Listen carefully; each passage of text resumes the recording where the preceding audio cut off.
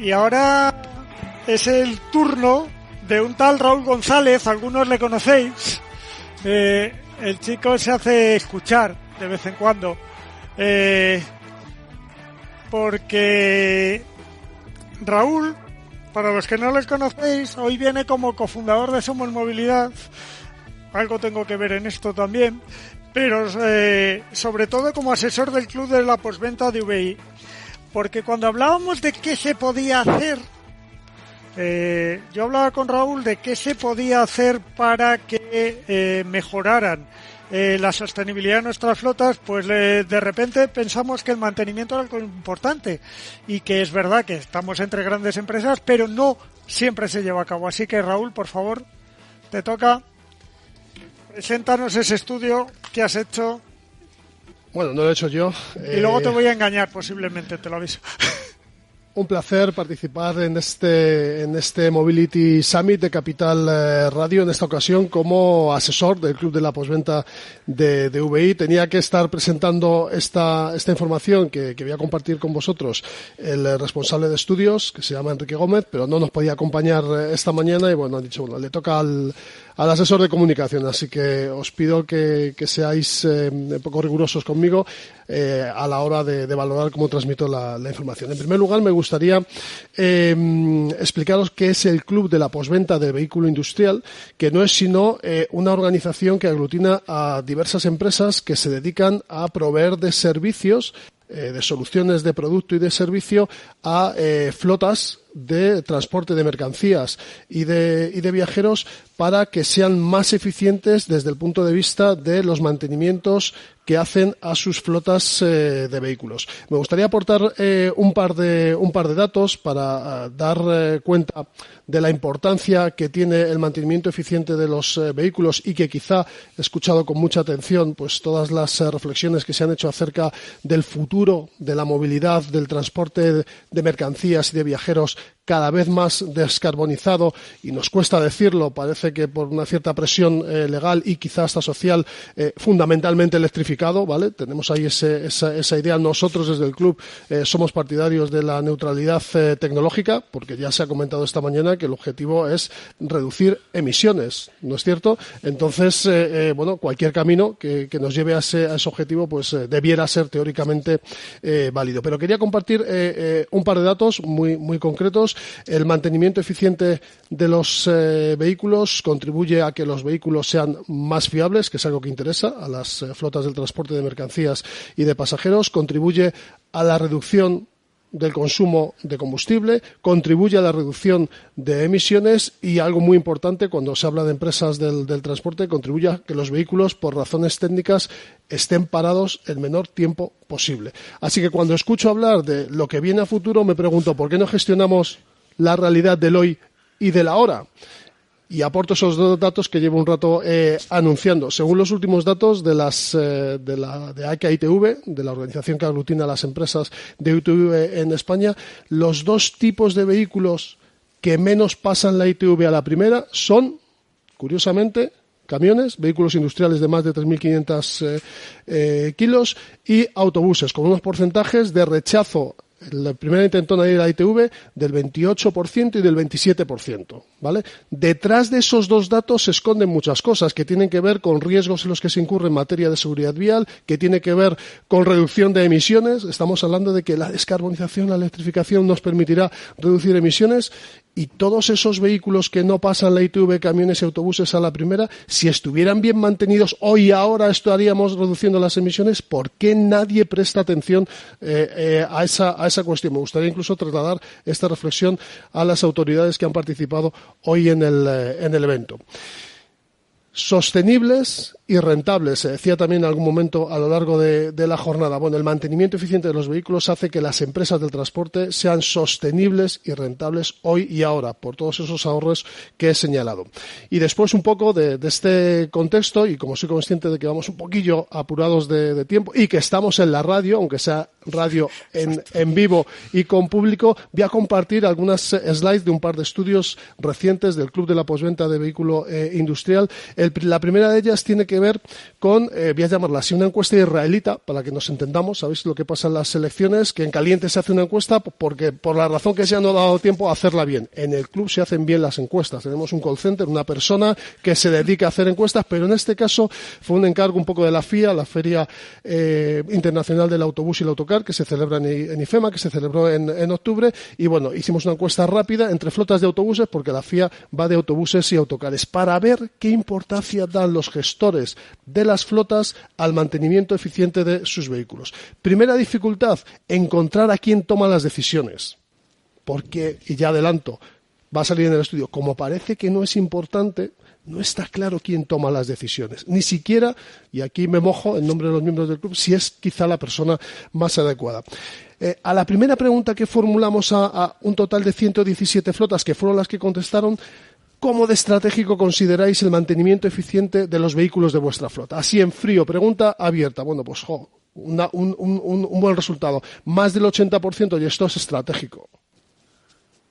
¿Quién está a favor de la paz mundial? Yo. Ahora veremos cuando veamos cómo se fue preguntando más adelante, que luego entramos en matices. Oye, bueno, es estratégico, pero ¿consideras que ese mantenimiento eficiente de tu flota contribuye a la rentabilidad de tu empresa? Oye, pues sí, mayoritariamente más de 8 de cada 10 dijeron que sí. Estamos preguntando por la paz mundial, claro que me cuesta contestar que estoy en contra de las guerras. Después quisimos saber, hilar un poquito más fino, ¿vale? Pero a la hora de medir, de calificar esos retornos que te procura el mantenimiento eficiente, ¿cuáles son los que más te aportan? Fijaos, en primer lugar, la primera respuesta fue la fiabilidad de los vehículos. Es que tener un vehículo parado me cuesta pasta. Así de sencillo, ¿vale? Con un 8,7 sobre 10. En segundo lugar, el ahorro de combustible. Es que no solo quiero tener los vehículos parados, sino quiero invertir, gastar en diésel la menor cantidad posible. En tercer lugar, el ahorro de costes derivado de averías, que tiene un poco que ver con la primera respuesta.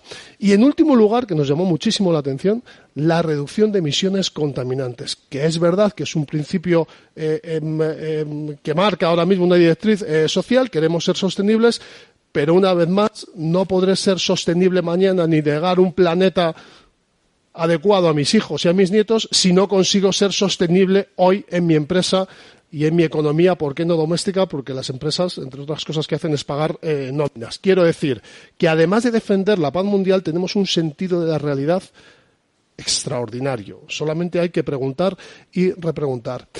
Seguimos adelante. Bien. ¿Estáis a favor del mantenimiento responsable de los vehículos? ¿Es estratégico? ¿Os aporta rentabilidad? Ya hemos visto cuáles son los factores que más valoráis, la fiabilidad de los vehículos, que no esté la flota parada. Bien, ¿existe un responsable en tu compañía con nombre y apellidos al que le habéis asignado la tarea de gestionar el mantenimiento de la flota? Y con objetivos, ¿sí o no?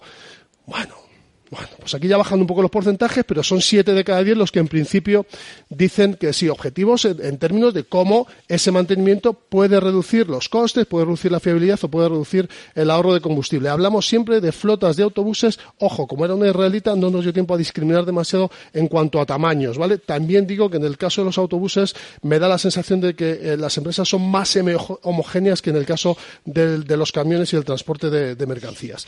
Pero como lo que queríamos era poner un espejo delante de las flotas que acudían a la FIA de cómo están gestionando el mantenimiento eficiente, pues nos valía tal y como estaban formuladas las preguntas. Y ya vamos a las preguntas un poco, oye, me has estado hasta ahora preguntando por la paz mundial y vas aterrizando, oye, ¿cómo consideras que tu empresa invierte lo suficiente en optimizar el mantenimiento de los vehículos? Pues te he dicho a todo que sí, porque todo me resultaba gratis, pero aquí te digo que no.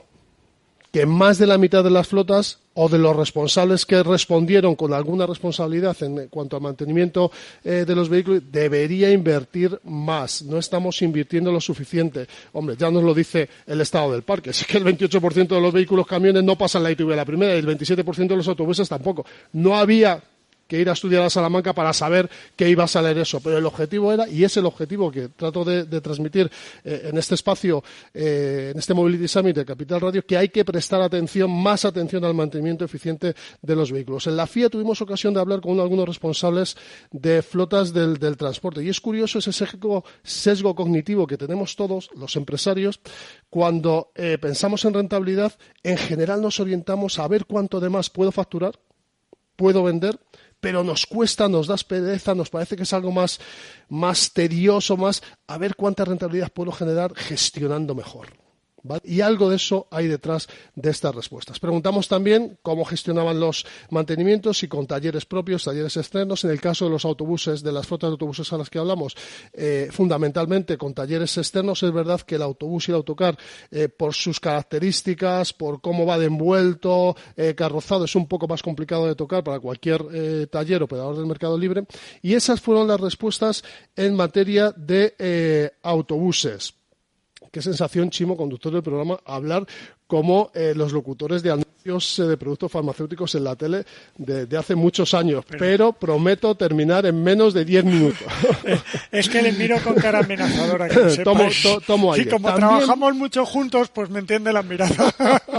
También es cierto que no queríamos solo compartir este ratito con vosotros datos desde el Club de la Postventa de Vehículo Industrial como parte interesada de esas 52 empresas que quieren mostraros y animaros a que gestionéis mejor el mantenimiento eficiente de vuestros vehículos por todas esas razones que he expuesto, porque os va bien, trabaja la sostenibilidad económica hoy y ahora, mejora vuestra rentabilidad. Quería compartir apenas unos datos del último estudio. El club se reúne todos los meses en unas reuniones online, hay una plenaria donde se presentan informes. ¿Qué queréis saber? Pues queremos saber cómo nos va a afectar la futura ley de movilidad sostenible. Esa la hemos demorado porque como todavía no sabemos cuándo habrá futura ley de movilidad, pero ponemos a una persona a investigar durante un par de meses todo lo que hay que saber y llega allí y nos lo cuenta. Y hacemos otros aportes de información que tienen que ver con encuestas y que tienen que ver con datos que salen también de DMS, de software de taller, para saber, porque todo está relacionado. Si la economía va bien, el transporte se mueve. Si el transporte se mueve, los talleres tienen trabajo. Esto es así de sencillo, es pura oferta y demanda y cómo funcionan los mercados. Y quería compartir con vosotros el último estudio que se presentó en octubre. Hay en la sala algún miembro del Club de la Postventa de Vehículo Industrial.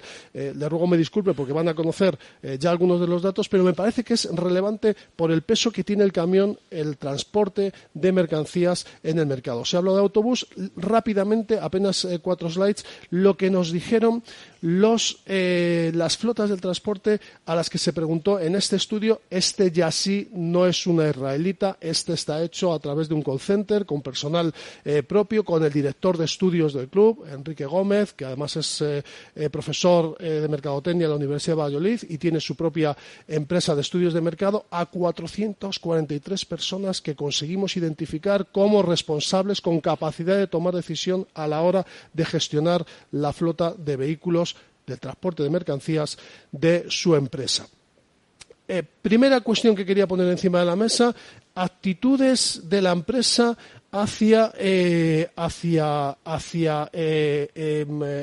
mantenimiento, ¿no?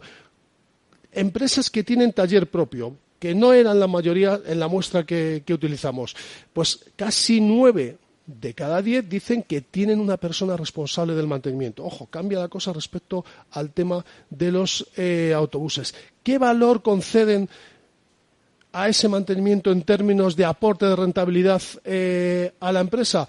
Pues consideran que es importante, como un 76% de los encuestados, y un 20% considera que es algo decisivo. Ya matizamos un poco más a las respuestas que teníamos en el autobús. Y una cuestión importante: ¿qué porcentaje representa el mantenimiento y reparación en la flota sobre los gastos totales de explotación de la flota? La respuesta mayoritaria en torno al 70%, entre un 5 y un 10%, que no sé si es mucho o es poco, pero recordad que en el tema de los autobuses nos dijeron que deberían invertir más, que ya digo yo que no tiene misterio, porque es que la ITV, que es un dato muy objetivo de vehículos que tiene que ir a ver si pasan el examen o no, lo pasan. Y como vamos de tiempo, mal como siempre. ¿Vamos mal? Bueno, pues os voy a dejar con ganas de más, ¿vale? Tenemos más datos. Pongo a disposición de Capital Radio este último estudio completo, porque aquí os iba a contar apenas unos datos en las slides. Les hemos preguntado a los flotistas con taller propio y sin taller propio, no solamente cuánto les aporta en términos de rentabilidad hacer un mantenimiento eficiente, sino qué tipo de recambio utilizan. Cuando tienen taller propio y tienen la necesidad de reparar fuera, qué tipo de talleres utilizan y por qué. Os adelanto que en general talleres vinculados a redes de talleres independientes es muy interesante, pero como daría para echar toda la mañana, y es lo que tiene cuando uno hace de telonero, que le toca intentar abreviar. Pero yo creo que el mensaje, que es el que os queríamos transmitir desde el Club de la Postventa del Vehículo Industrial, es claro. Por favor, prestad más atención al mantenimiento eficiente de vuestras flotas, siquiera sea porque es un activo que genera rentabilidad y las empresas están para ser sostenibles y rentables. Un último mensaje, Chimo. Nos vemos, si os parece bien, en la próxima edición de Motortech, que tendrá lugar del 23 al 26 de abril, donde habrá un espacio en parte protagonizado por el Club de la Postventa de Vehículo Industrial, donde haremos más aportación de datos y donde vamos a generar unas dinámicas para convenceros, para que penséis más en el mantenimiento responsable y eficiente de los vehículos, por rentabilidad, por seguridad vial, por ahorro de costes vinculados al combustible, por ahorro de costes vinculados a las averías, por fiabilidad y evitar el riesgo de inmovilizados, del 23 al 26 de abril en Motortech. Y aquí cierro, Chimo, me he cargado la mitad de la presentación que tenía previsto, pero como lo importante son los mensajes centrales, ahí quedan. Ahora lo que no sé si técnicamente cómo tenemos que pasar. Espérate, porque aquí nos asiste como Antonio. Te has portado muy bien. Vale, ha sido súper sintético. Y os doy fe que Raúl y yo trabajamos mucho juntos, para los que no lo saben. Te voy a dejar que te quedes sentado en la mesa. Sí, pero hay sitio para todos. Sí, pero como donde hay confianza da asco, te voy a pedir que te quites ese micro y que uses porque no te tenía previsto. Bueno, a ver, nos pareció muy interesante esto porque cuando hablamos de sostenibilidad, es verdad que hoy nos estamos moviendo en un mundo de grandes flotas, ¿vale? Pero la dinámica del mercado no es solo esta. La realidad del mercado no es solo esta. Tus compradores no solo son grandes flotas. El mantenimiento de los vehículos estamos viendo que influye mucho. Estábamos abarcando el mundo de la sostenibilidad. Lo que pasa es que a la hora de ir haciendo la encuesta nos empezamos a dar cuenta que aparecían muchas otras cosas, ¿vale? Y muy diferenciadas por el tipo de mantenimiento que se hacía a los vehículos. Los que queráis os pasamos el estudio porque es muy interesante.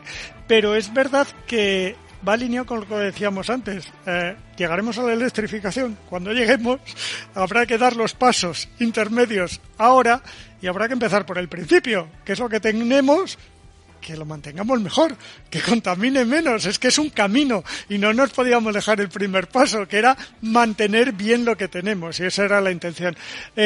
Si os parece, por favor, venir conmigo, por favor. Raúl, sí, vente. No intentes escaparte, no has acabado.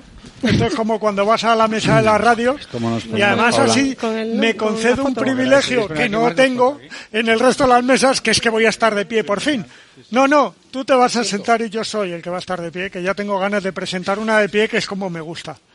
Me voy a poner aquí, sí, y así cambio de ojo y el cuello ya me descansa un poco. Déjalo, no me va a llamar nadie. Espero. Gracias, Marcos.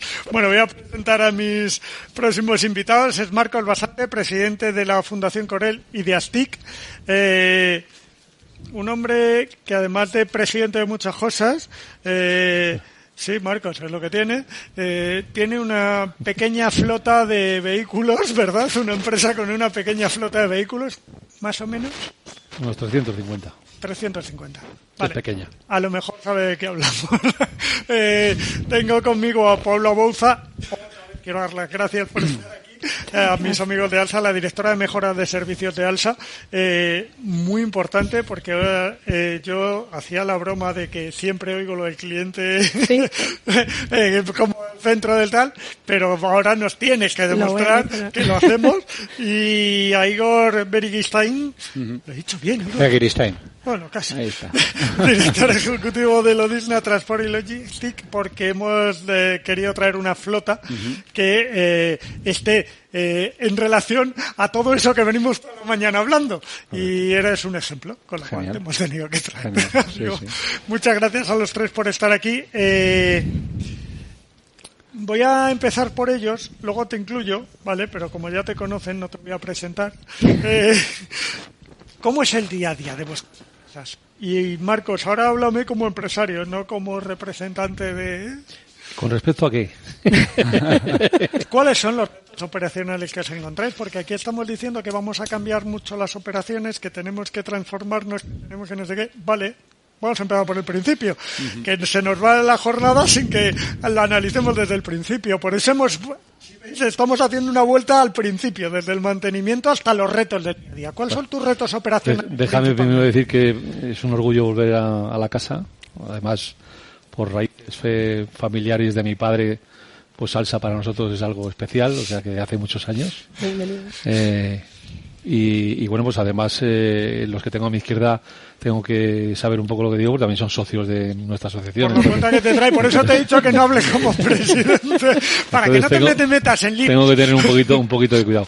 Creo que es la quinta o sexta jornada como esta a la que voy los últimos meses, y en alguna he levantado ampollas por lo que digo. Te agradezco mucho la pregunta. Porque, sabes que estoy encantado de que lo digas aquí también.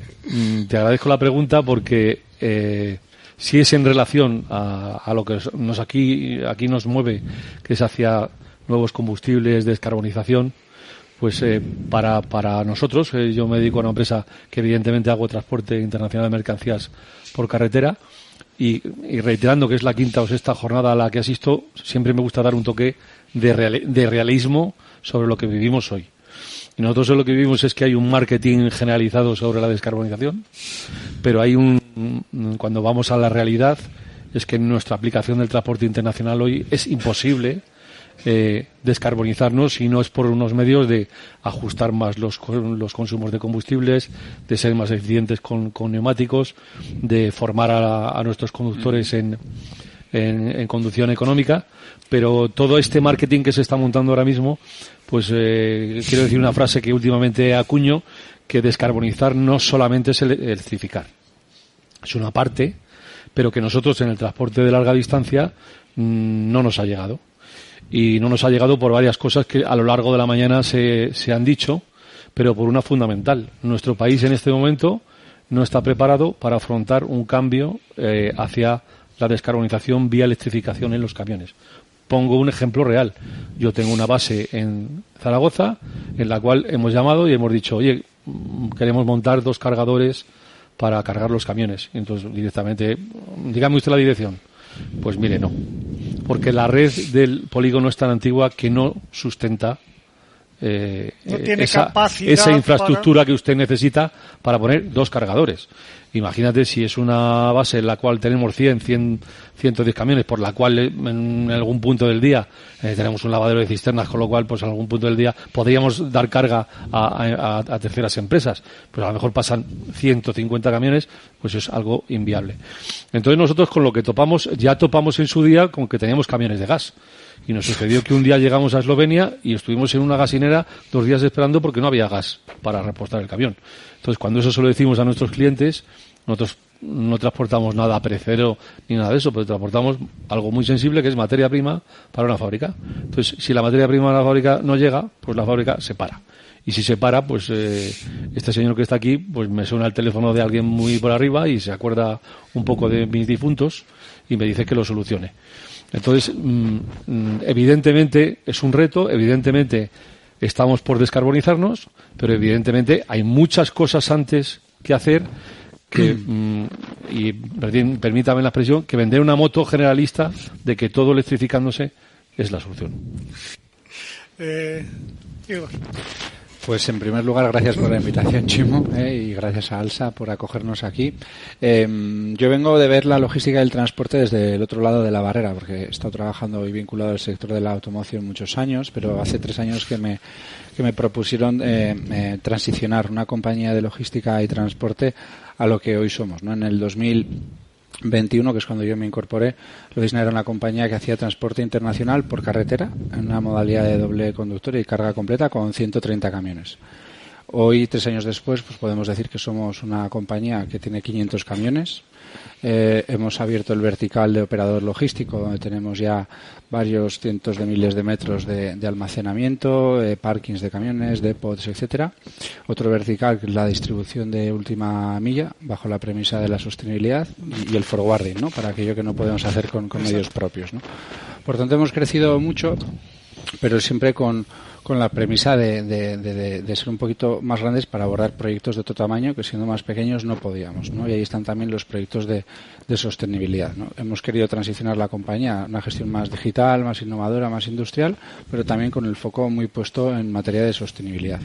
Entonces, con todo esto que hemos venido haciendo en los últimos años, pues el día a día operacional pues es complejo, ¿no? Porque tenemos que gestionar pues los requerimientos específicos de nuestros clientes, los del cumplimiento legal, los normativos y los propios que por convicción, por ejemplo, en materia de sostenibilidad nos estamos poniendo, ¿no? Porque creemos firmemente en esta transición en son de oportunidad, de diferenciación, de ventaja competitiva y que por convicción y por hacer y devolver a la sociedad lo que tanto nos da, pues creemos que debemos ser parte de la solución de las emisiones, ¿no? Como sector. Uh-huh.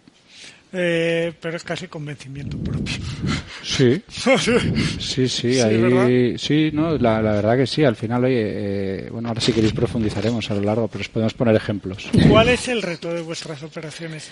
A ver, en nuestro caso, bueno, lo comentábamos ya antes, ¿no? Algunos datos. Nosotros movemos al año 600 millones de viajeros, que de media al día es 1.600.000, en algunos picos muchísimo más, ¿no? Entonces, el reto es mover muchísimos viajeros, muchas veces en muy poco tiempo y manteniendo una calidad de servicio y una experiencia de viaje muy buena, ¿no?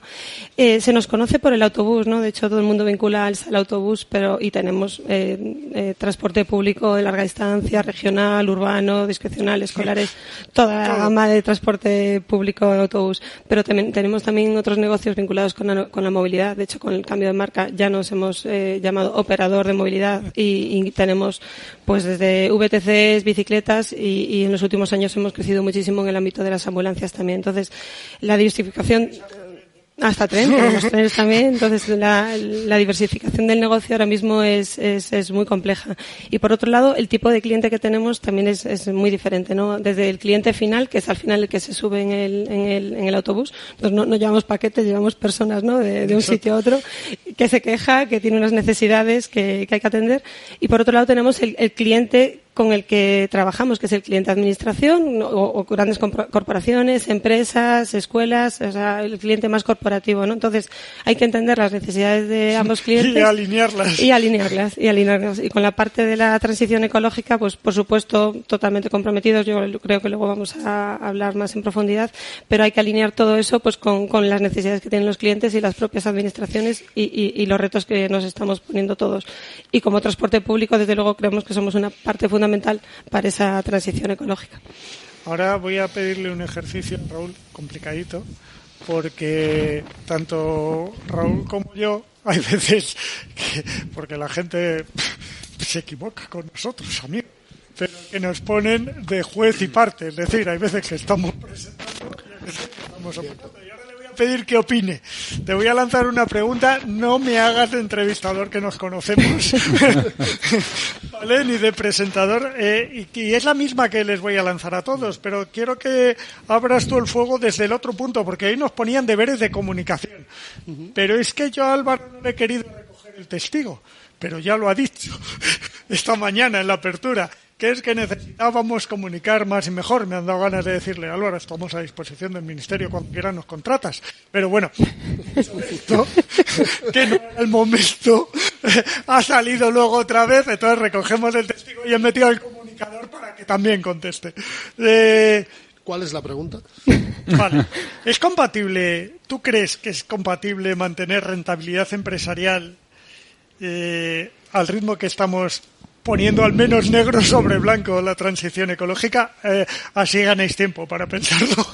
Aunque a Marcos ya sé lo que me va a contestar. Voy a ser muy sintético, pero antes decir que yo creo que en general no tenemos un problema de comunicación. En general, esta sociedad lo que tiene es un problema de escucha. Hay demasiada gente diciendo cosas y hay demasiada poca gente escuchando.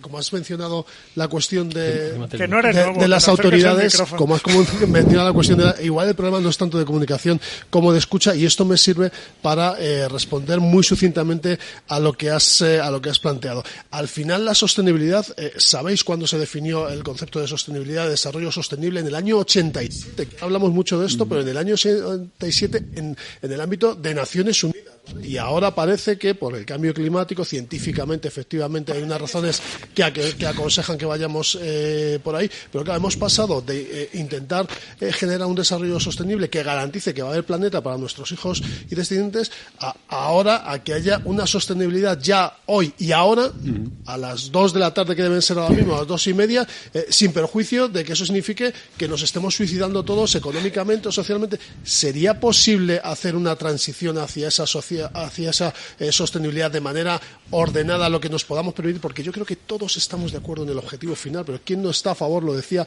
en mi presentación, de la paz mundial. La cuestión es qué coste social, industrial, económico puede tener para las sociedades europeas. Sabemos que hay caminos para hacerlo, y a mí me consta, y ya voy a hacer el turno de palabra a mis compañeros de mesa, que el compromiso de todos es inequívoco. La cuestión es, con mi realidad empresarial, en qué medida me puedo ir orientando a satisfacerlo. Y pongo un ejemplo claro, un poco más del ámbito que yo conozco, de la postventa de automoción, donde las empresas en general son más pequeñas que las que representan los empresarios de esta mesa. Y claro, con esto de la nueva movilidad sostenible, tienen que invertir en mogollón de cosas, además de hacer su transformación digital, que es un poco transversal a todo. Tienen que invertir en vehículos conectados, en vehículos cada vez más autónomos, en vehículos cada vez más electrificados. Empresas que tienen la capacidad justa, porque esto no lo hemos dicho, y no sé si en el ámbito del transporte ocurre igual que en el ámbito de la postventa, donde hay años que hay más actividad, se factura más, pero no se gana más dinero. Y para que uno pueda invertir a futuro... Eso es el día a día de cualquiera de las empresas. Pero hablando de sostenibilidad, esto es importante. Necesitamos ser sostenibles hoy y ahora para que el empresario tenga un retorno adecuado a su esfuerzo y para que además le quede algo para invertir en el futuro, que es sostenibilidad. Y sería un poco mi respuesta. Vale, ¿veis cómo ha hecho de Pérez? Bueno, Marcos, ¿es compatible la rentabilidad con el cambio? Ahora mismo no. O sea, para nosotros ahora mismo no. Antes me guardaba una serie de cosas que cuando ves el horizonte de la Agenda 2030, cuando ves pues ese marketing que decía antes, pues en Europa la antigüedad media de los camiones ha pasado de 12 a 14 años. Pues es muy fácil, fomenten ustedes que haya renovación de vehículos hacia unos vehículos que sí puede comprar la gente y que tienen unas características medioambientales muy superiores a un camión que tiene 14 años y que ahorran consumo, emisiones y que pueden ser una alternativa para esa transición hasta que realmente lo que tenga que venir sea eléctrico, hidrógeno, nitrógeno, ya no sé cuántas gases nobles vamos a poner encima de la mesa, pues sea algo factible y real. Pero ahora mismo nosotros no vemos, hay nichos de mercado, como puede ser en la última milla, como puede ser distancias 200, 250 kilómetros, pues que sí, evidentemente el autobús lo tiene mucho más fácil, pero nosotros ahora mismo esa rentabilidad no viene, no se ve. Paula, en esta pregunta de equilibrio, más fácil no lo tenemos, ¿eh? Yo te meto otra variable. ¿Lo valora el pasajero? ¿Lo valora el cliente la inversión que hacéis para conseguir el equilibrio de rentabilidad? Es muy buena pregunta. Cuando preguntamos, ¿no? Como decíamos antes, paz en el mundo, todo el mundo dice que sí, ¿no? Pero es verdad que al final hay otros atributos, otras características de transporte que valoran mucho más o que por lo menos hacen elegir al viajero, que hacen llegar mucho más o que hacen que los usuarios tomen una decisión u otra. En cuanto, bueno, por seguir un poco la rentabilidad, ¿no? Un poco en línea, ¿no? En nuestro caso yo creo que sí, pero con ayuda. O sea, no es rentable de por sí, ¿no? Nosotros sí que tenemos un compromiso Claro, con la transición ecológica hemos invertido mucho, hemos probado, ha habido compañeros anteriormente que han hablado ya de las tecnologías que tenemos actualmente. Tenemos ya más de 1.160 vehículos eco o cero en funcionamiento de todas las tecnologías, eléctricos, gas natural, comprimido licuado, hidrógeno, de todo, ¿no? Pero hay otras cosas que se pueden hacer, ¿no? Comentaba Raúl, el mantenimiento para nosotros es fundamental, ¿no? Un programa de mantenimiento muy detallado, muy eficiente ayuda a reducir varias cosas. Primero, desde luego, ayuda muchísimo con la seguridad del servicio, con no tener averías y sobre todo con la parte de la eficiencia energética, ¿no? También programas de conducción eficiente y telemetría que nos están ayudando muchísimo a reducir consumos. En la parte de incorporación de flota, pues tenemos dificultades en algunos ámbitos, ¿no? Nosotros en largo recorrido, o sea, clase 3, ahora mismo no hay ninguna opción. Inviable. Es inviable, no tenemos ninguna opción. Sí que estamos haciendo pruebas con HVO, sí que creemos que es una muy buena opción. En las pruebas que hemos hecho no se nota mayor consumo, el personal de conducción no nota nada, o sea, es como ir con diésel, la verdad que es... si no se lo dices, no sabe. No lo sabe y está funcionando muy bien. ¿Qué problema tenemos? Que es más caro y en ningún tipo en los contratos públicos, por ejemplo, en las licitaciones no se valora, no es algo que se tenga en cuenta. Nuevamente se valora el cambio de tecnología, pero no combustibles renovables. Eso es un problema. Sí. Están valorando incentivando lo que hacemos por transformarnos. Totalmente. Y luego en la transformación, que normalmente, pues nosotros, ¿no? Teniendo en cuenta que es más caro todo, ¿no? Al final el vehículo es más caro, la inversión que hay que hacer en las infraestructuras es muchísimo más, necesitas más espacio, no es lo mismo el espacio que necesitas para un autobús diésel que para un autobús eléctrico con todo lo que tiene a su alrededor, ¿no? La infraestructura, el tiempo que necesitas, ¿no? El tiempo para para electrificar una instalación, a nosotros nos están dando plazos en algunos casos ya de 18 meses, que son larguísimos, ¿no? Y eso no es compatible con algunos plazos que marcan las administraciones, ni con la actividad, ¿no? Luego, el coste de mantenimiento, aunque se está reduciendo, es mayor, las averías, sobre todo cuando empiezas con prototipos, son mayores también. Entonces, el cambio es difícil y es necesario que todos esos costes, ¿no? Todo ese incremento de costes se venga apoyado por políticas de la administración, los pague ¿no? alguien. Claro, que haya... O que por lo menos te ayude a hacer ese esfuerzo. Sí, es que no puedes estar solo en el camino. Totalmente. Y nosotros, por ejemplo, por la parte de los contratos públicos, ¿no? Nosotros, pues al final son servicios públicos, son licitaciones, son concursos públicos en las que se puntúan una serie de cosas, ¿no? Que se puntúen y que se valoren y sobre todo que se tengan en cuenta los modelos económicos, ¿no? Hay veces que se tiene en cuenta, pues a lo mejor la diferencia del precio del coche, pero no todo lo demás que lleva asociado, ¿no? Joder, pues yo primero voy a contestar, no sé si me voy a meter en un huerto, pero digo, el momento yo creo que sí es. Sí, si es y si es ahora, ¿no? Porque luego decimos, antes de contestar a la pregunta, pero un poco me voy a meter en ese huerto, un poco porque dices, hay 3 industrias en China, ¿no? Que contaminan más que todo el mundo, ¿no? El carbón, el papel, etcétera, y dices, pero ¿con qué ética o con qué autoridad ética nos metemos con China si les hemos enseñado el camino, ¿no? Por un lado, ¿no? Por otro lado, ¿cuánta pasta? ¿Cómo se nota que vienes de la industria del automóvil? ¿Cuánta pasta ha ganado Europa en China, ¿no? Y cuánta tecnología les hemos enseñado a desarrollar. Yo creo que el problema no está ahí. Es que ahora estamos regulando y no estamos compitiendo en igualdad de condiciones porque nos excedemos en regulaciones y la apuesta no ha sido uniforme en toda la Unión Europea en relación a cómo evolucionar el modelo competitivo y productivo de la propia Unión. Y entonces ahora nos echamos las manos a la cabeza. Yo creo que por ahí un poco viene, ¿no? Y luego la solución es el informe Draghi, 800.000 millones de euros y a ver quién da el primer paso para empezar a invertir, porque ahí está la solución, pero nadie da. Pero tenemos el informe, ¿no? Encima de la mesa de momento, entonces, ahí está muy me he metido en un huerto que igual no debería. No, yo muy bien en meterte. Pero luego en cuanto a la sostenibilidad, pues nosotros sí, suscribo plenamente tanto lo que han dicho Marcos como Paula, ¿no? Podemos poner nosotros muchos ejemplos. El año pasado suscribimos el mayor acuerdo a nivel europeo de una flota en el uso de biocombustibles. Luego nos han seguido otros. Estaba aquí antes Héctor también que lo comentaba, que fueron ellos fueron después. Pero lo que fue un proyecto de descarbonización usando HVO 100 pues se ha convertido en que lo hemos ido escalando y, por ejemplo, pues ya casi en este segundo semestre del año parte de lo que es el grupo, dentro del grupo, lo que es lo DISNA, más de un 63% de los consumos se van a hacer con HVO 100, ¿no? Esto nos ha permitido, pues en este semestre, descarbonizar, o nos va a permitir más de 6.000 toneladas de CO2 sin hacer cambios tecnológicos, con un sistema auditado por un tercero que nos permite pues medir la reducción de emisiones, acreditar y certificar esa reducción y certificar a nuestros clientes en su alcance 3 esa reducción, ¿no? Entonces, por tanto, creo que estamos dando esos pasos en materia de HVO 100. Como decían antes también, no todas las tecnologías son para todos, hay que saber en qué las utilizas, ¿no? En larga y media distancia estamos usando HVO 100.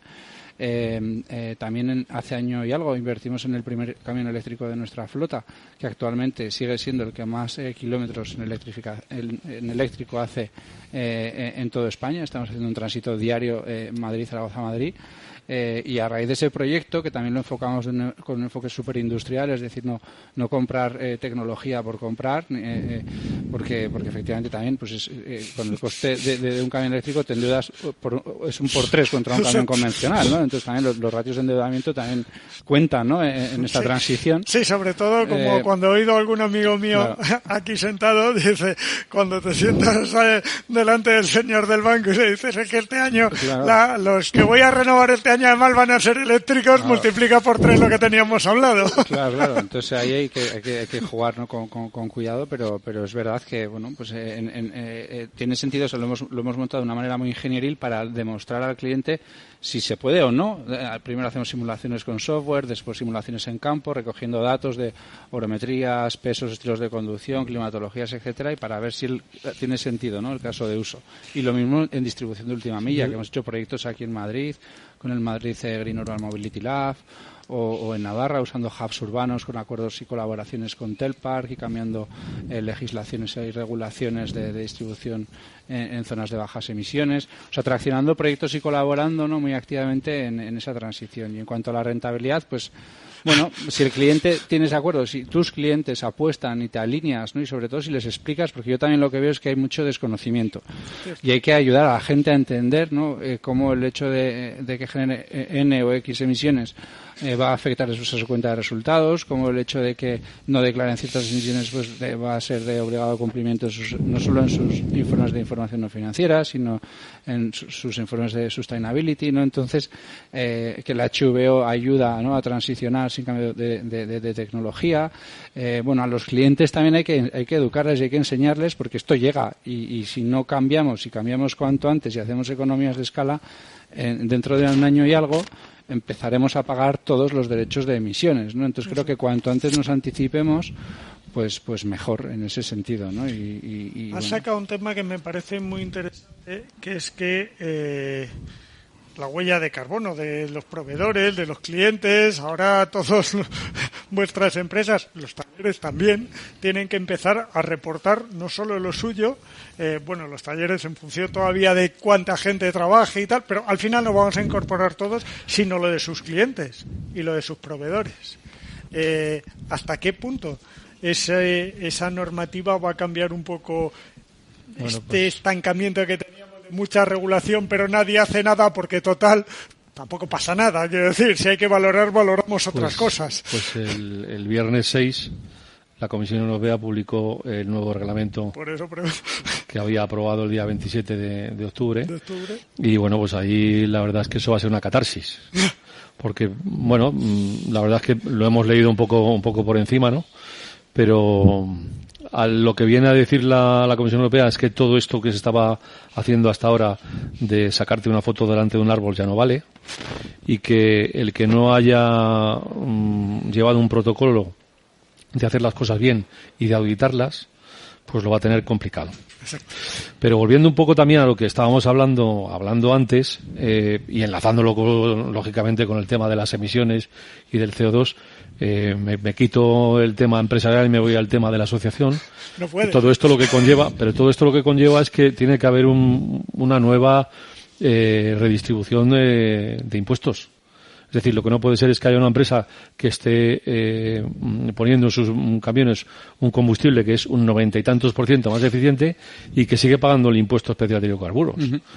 Lo que no puede ser es que al final tengamos toda una serie de trabas económicas y administrativas y que todo esto cueste más y que nadie nos venga a compensar ese incremento de coste, cuando además el utilizar ese combustible, que es una alternativa que sí podemos tocar en esta transición, que hablaba yo antes, pues no conlleva ningún aliciente para nosotros, ¿no? Entonces vas y dices, bueno, pues al final es que esto es, nos ponemos a dar vueltas a la noria, y al burrillo pues cada vez le ponemos la zanahoria más grande, pero nunca llega a cogerla, ¿no? Entonces también hay que darle una vuelta a todo este tema. Lo que pasa es que es un tema complicado, porque si hablas de 800.000 millones, es que yo cuando hablan en Bruselas de 800.000 millones, yo es que creo que no saben lo que son. Y luego déjenme decirles una anécdota que tenemos en ASTI, que siempre decimos que cuando hay cosas de estas nuevas, leyes nuevas en el Parlamento Europeo, hay reglamentos, pues que al Parlamento Europeo entra un caballo blanco alazán, precioso, y cuando sale, pues sale un camelico cojo, escucha que no había bebido agua y que lo está pasando el hombre mal, porque como es una cuestión de que tiene que ser para todos bien, y para todos no puede ser bien. El gran problema que tiene Europa es que al transporte de mercancías y viajeros lo tiene abandonado. Y no saben la realidad de lo que suponemos para la economía de la Unión Europea. Entonces, sí lo saben, pero no lo quieren saber. Claro, bueno, pues entonces se legislan cosas sin contar con nosotros, por supuesto, y se legislan cosas en base a una serie de intereses que nosotros no vamos a llegar a alcanzar, porque la Guerra de las Galaxias ya se estrenó hace muchos años. Sí. Paula, ¿va a cambiar la operativa esta nueva normativa? ¿Va a cambiar algo en nuestro negocio de día a día? ¿Va a haber algo que lo mejore o que lo dificulte? A ver, lo estamos estudiando también, pero nosotros, la verdad que, bueno, un poco en línea, ¿no? Creemos que por donde deben ir las cosas, además de lo que hablamos, ¿no? La transición ecológica es fundamental, el cambio de tecnologías, pero para nosotros una de las cosas más importantes, sobre todo en transporte de viajeros, es el trasvase modal. O sea, por mucho que estemos cambiando la tecnología de los vehículos y la gente sigue usando el vehículo privado, pues no hay un cambio real, ¿no? Decíamos datos esta mañana, ¿no? El PNIE que hablaba de que tenía que haber una reducción del 37%. Eso en la parte de autobuses supondría trasladar viajeros al transporte en autobuses, pues multiplicar por 1,4 los que ahora mismo tenemos, ¿no? Entonces, ¿cómo se consigue eso, no? Yo creo que las políticas tienen que haber por ahí, la ¿no? flota de la noche a la mañana. Totalmente. Además es que aunque de un día para otro, ¿no? De repente todos los autobuses que tuviéramos fueran cero emisiones, o sea, realmente el efecto que tendríamos sería nulo, porque el peso real está en el vehículo privado, ¿no? Entonces, creemos que el cambio tiene que ir por ahí. ¿Por dónde va? Pues, en España las últimas políticas que se han hecho de bonificación, pues la verdad que sí que han ayudado. Hay estudios ya que demuestran que ese cambio modal ha empezado a hacerse, todavía un poquito, pero bueno, ya hay viajeros que consideramos que han pasado del vehículo privado al transporte público en torno a un 8% por esas políticas, o sea que esas políticas tienen que continuar. Tiene que haber un esfuerzo también en entender, ¿no? Preguntabas antes, ¿no? El cliente, ¿qué es lo que quiere el cliente, no? Yo creo que tenemos que hacer un esfuerzo todos los operadores, ¿no? Y las administraciones de entender qué realmente es lo que está buscando las personas que viajan, ¿no? Porque le pedimos a las empresas, por un lado, claro, porque el que le pide realmente es su cliente. Claro, por mucho que le digas a alguien, no, deja el coche y vete ahora en autobús, ¿no? Pues hay que ver qué dice realmente... la administración que tienes que dejar el coche para que te montes en el autobús. Claro, entonces hay que entender primero al viajero que llamamos ahora mismo, qué es lo que está valorando, qué es lo que no, vamos, en los estudios que hacemos, pues siempre de lo primero, ¿no? Decíamos antes, el precio es lo más importante, frecuencia, fiabilidad, capilaridad, ¿no? Al final es un servicio, un transporte público de calidad. La realidad. Y luego entender el no viajero, ¿no? Actualmente, ¿qué es lo que valora el usuario del coche, ¿no? Del vehículo privado, y qué podemos ofrecer en el transporte público para que haga eso, es para hacer ese trasvase. Pues misma pregunta. ¿Va a cambiar todo esto? Porque vosotros sois una empresa en que estáis en pleno proceso de transformación por convencimiento propio, nos lo has dejado clarísimo, sí. Pero ahora tiene que estar en proceso de transformación todo vuestro entorno, es decir, vuestros clientes, vuestros proveedores, y todos tenemos que aceptar esas normas. ¿Tú crees que esto va a cambiar o que va a afectar a la rentabilidad o que el negro sobre blanco se va a quedar en un mero informe?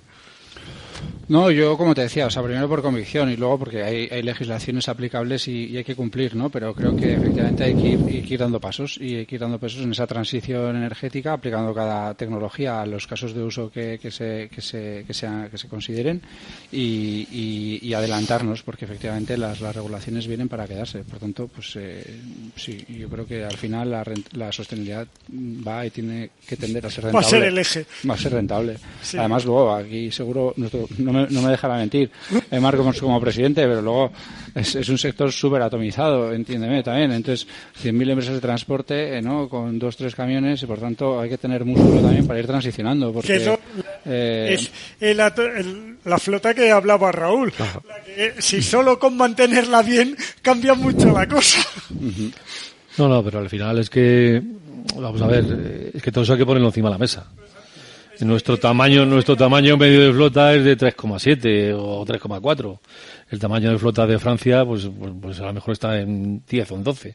El de Alemania a lo mejor está en 25. Entonces, no estamos hablando de lo mismo, no. Acaba. No, adelante. Sí, quería comentar que al final hay varias vías de desescalar la sostenibilidad, porque entiendo que las empresas grandes pues tiendo a pensar que hay más recursos, ¿no? para invertir a futuro y ya veremos cuándo llega la rentabilidad. Pero señalaba ahora mismo el Marcos que el gran tejido empresarial de este país, y no solo del transporte en general, son pymes, cuando no micropymes. Claro, ¿cómo se ayuda a que les llegue la información para cómo orientarse a la sostenibilidad a estas empresas que van en general con el agua al cuello, que tienen el tiempo justo, porque muchas veces el gestor pues también es operario o quiero decir que trabaja como factor productivo de la compañía? ¿Cómo hacemos que lleguen esos mensajes de sostenibilidad, que se orienten y que sean compatibles con todas las otras inversiones que tienen que hacer? ¿A qué ritmo? La verdad es que es muy complicado. En el caso del ámbito de la postventa de automoción, las empresas que dan servicio a flotas como las vuestras, en las empresas más grandes pues están más o menos claro, porque si quiero trabajar con una empresa como la vuestra, como a ti te obligan a estar orientado según los criterios de sostenibilidad, pues tú me obligas a mí también, porque si no, tu cliente probablemente diga, oye, quiero seguir la trazabilidad de todo. Pero eso es una parte relativamente pequeña del mercado. ¿Cómo hacemos para ayudar a esas pymes y micropymes a que se orienten a la sostenibilidad? En el caso del transporte no lo conozco demasiado. En el caso de la postventa de automoción está siendo el propio sector, ante la incomparecencia de las administraciones que regulan y ya está, el que esté dando soluciones, el que está generando programas de ESG para que las pymes puedan orientarse a cumplir con toda la normativa de sostenibilidad, pero ante la ausencia de la administración. El gran problema yo creo que está en las pymes que no tienen recursos. Bueno, es un problema sectorial y estratégico de la sociedad en general. Quiero decir, si entendemos que el sector del transporte, bien sea de viajeros o de mercancías, eso es un sector estratégico para la economía real. Eso no está en discusión. Real. Sí, pero si se entendiese como tal, ¿no? Creo que hay que entender también que toda esta información y todo esto que se está regulando, ¿vale? Debe cumplirse. Yo veo difícil solución para las pequeñas empresas, porque primero vamos a Francia y te exigen unas normativas distintas que las de Alemania, en España distintas que en las de Francia, y luego todo esto tiene una connotación, ¿no? Por eso nosotros decíamos, queremos ser más grandes, no por el hecho de decir que somos más grandes y que hemos más que triplicado en 3 años, ¿no? Sino para abordar proyectos que siendo más pequeños no podríamos, porque el componente de digitalización, de extracción del dato, para ver cuántas emisiones has generado cuando transitas por Francia, para poder emitir certificados auditados de la reducción de emisiones, para hacer informes vía software de la viabilidad o no de la electrificación de ciertos corredores. Todo esto es inviable que lo haga una pequeña empresa, pero es requerimiento legal también, no solo, ¿sabes? Lo cual nos encontramos en una pero incluso en la gran empresa, porque la incongruencia mayor va a ser que el año que viene, cuando termine la auditoría, el informe de sostenibilidad que tenemos que incluir dentro de la auditoría va a ser más importante que el informe económico. Sí. Es decir, puedes tener la empresa arruinándote, pero eres sostenible. De hecho, pero no solo para la administración, para los fondos de inversión. No. Ya voy a mirar primero la memoria de sostenibilidad porque la económica ya me ocuparé si no es muy buena. Hombre, si es muy mala no, pero no es muy buena de arreglarla. La otra, como no esté bien planteada, no tengo por dónde meterle mano, pues no voy a cambiar la filosofía de la empresa. Lo llevas a nuestro ámbito, por ejemplo, y si tú vas, lo que hablábamos antes, demandas financiación al banco, y el banco te va a pedir que esa inversión sea sostenible. Entonces, o ponemos HVO, que es lo que podemos poner ahora mismo y que funciona. Lo que hay. Yo el otro día lo puse en mi coche, creí que iban a salir margaritas por el escape, y no, gracias a Dios, además el coche anduvo bastante bien. Pero todo esto es que volvemos a lo que yo decía antes, es que aquí hay una serie de ingresos, una serie de impuestos, y lo que no podemos seguir es invirtiendo en más dinero, con más impuestos, porque es que no hay más. 2 más 2 2 más 2 no salen 4. Bueno, venga, vamos a ver al final. Vais a cumplir un requisito, que es el de la carta de los Reyes Magos. Tenemos que acabar nuestra carta, por favor.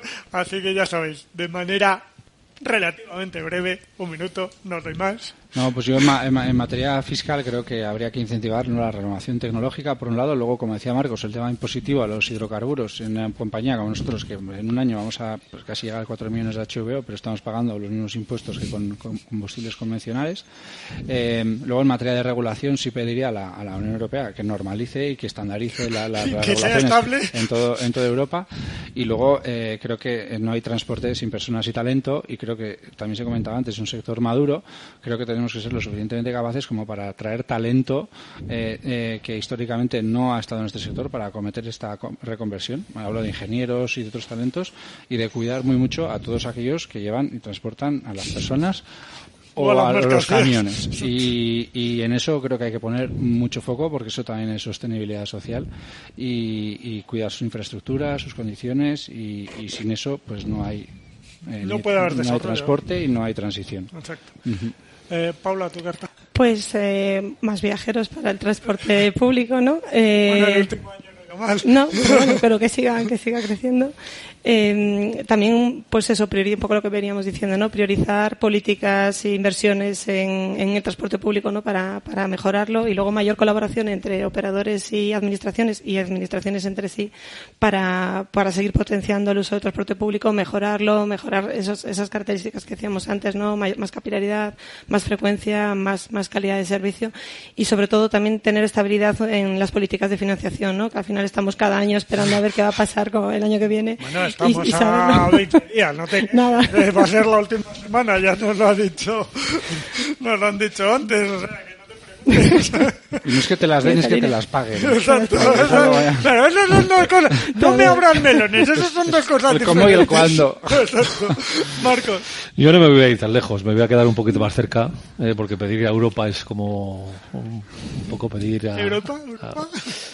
Yo le voy a pedir a nuestro gobierno, al ministerio, pues que de verdad se dé cuenta de la importancia que tenemos, de que necesitamos ayuda, de que necesitamos muchas inversiones en muchos ámbitos, en áreas de descanso seguras, que también, todo eso nos influye, y sobre todo en que se den cuenta que al final somos un sector dinamizador de la economía, somos un sector que exportamos los bienes y los servicios, y al igual que la gente cuando deja el coche en un intercambiador y se monta en un autobús o en un ferrocarril de cercanías, pues me imagino que habrá salido esta frase esta mañana 100 veces, pero esa neutralidad tecnológica, pues que sea real, y que cada uno pueda utilizar HVO, comprar un autobús o un camión eléctrico porque su servicio lo demande, pero que no sea una especie de imposición, porque en realidad termino ya, porque en una de estas jornadas que he tenido levantó la mano un señor y me dijo que tenía un discurso como un granjero de Wisconsin del año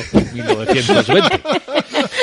Y entonces, claro, te ha quedado marcado aquello, sí, eso lo tengo aquí grabado, porque había un foro bastante importante. Usted tiene un mensaje de granjero de Wisconsin. Y entonces le dije, pues mire, yo no sé, el granjero de Wisconsin no tuvo nadie que cuando iba con un carro con 2 caballos le obligó a dejar el carro con 2 caballos, porque hubo un día que pasó un coche y hizo así y dijo el granjero, joder, pues yo esto lo tengo que dejar y comprarme un coche.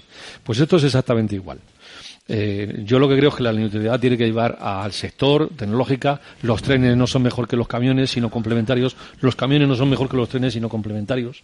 Y al final lo que le pido a nuestro gobierno es que nos haga un poquito más de caso, y que todo esto, a nivel legislativo, a nivel ejecutivo, pues eso, pues cuando decimos 18 meses, Es poco tiempo, 18 meses. A mí me ha parecido un plazo de tiempo. Con suerte. Bueno, pues yo lo que pido es que aquí, muy cerca, pues de verdad cojan el toro por los cuernos y nos hagan caso. Raúl, muy rápido, 3 deseos muy rápidos. Al legislador en general que escuche más antes de hablar con la legislación. Es un mal de esta sociedad. No escuchamos, no sé quién hace los informes del legislador, pero claramente no escuchan los sectores. A las empresas del transporte de mercancías y de viajeros que escuchen también lo que les puede aportar la postventa de automoción, la gente que les va a ayudar a ser más rentables y a contaminar menos, a orientarse a la descarbonización con esa idea del mantenimiento eficiente que defendemos desde el Club de la Postventa de VI. Y a Capital Radio que el año que viene podamos volver a vernos aquí y hacer un análisis mucho más positivo de cómo están yendo las cosas, del que estamos haciendo ahora, que hemos conseguido, me gusta mucho la expresión, meternos en un huertos sin meternos en jardines. que el matiz es importante, porque al final de los huertos fructifican frutos, ¿no? Que son muy importantes. Pues muchas gracias a los cuatro. Un placer. Muchísimas gracias a vosotros.